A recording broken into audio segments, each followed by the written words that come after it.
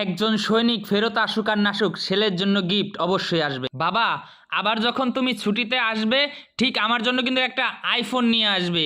ওকে বাবা, আমি আসি আর না আসি তোমার জন্য কিন্তু ফোন ঠিকই চলে আসবে বাবা। তখন মায়ের মুখ কালো হয়ে গেল।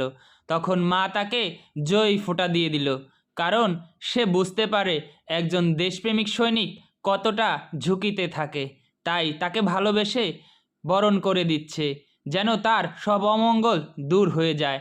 এভাবেই যখন স্ত্রী তাকে মঙ্গল বরণ করছে ঠিক তখনই চোখে পানি চলে আসলো এবং স্বামী তার চোখের পানি মুছিয়ে দিল।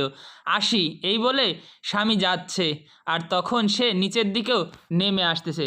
Salute sir.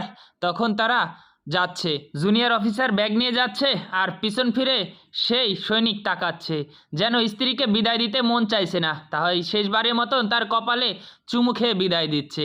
আর এদিকে অশ্রু ভেজা চোখে স্বামীকেও বিদায় জানাচ্ছে।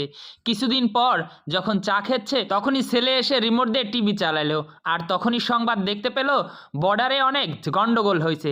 বাবা, বাবা তো আসার কথা, কিন্তু এই মুহূর্তে গন্ডগোল শুরু হলো। এরই ভিতর কলিং বেল বেজে উঠলো। মা দেখো, নিশ্চয়ই বাবা চলে আসছে। দরজা খুলে দেখতে পেল একজন মহিলা সৈনিক সেই আইফোন নিয়ে আসছে। আরে বাবা আইফোন পাঠাইছে। ছেলে তখন আইফোন নিয়ে মাতোয়ারা, মা মা আসো আসো, বাবা আসছে, দেখো বাবা আমার জন্য আইফোন নিয়ে আসছে। মা অনেক খুশিতে আসছে।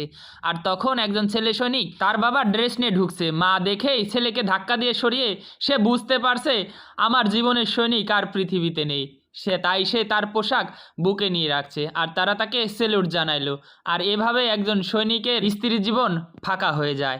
ভিডিওটা এতটুকু ভালো লেগে থাকলে শেয়ার করে দিবেন।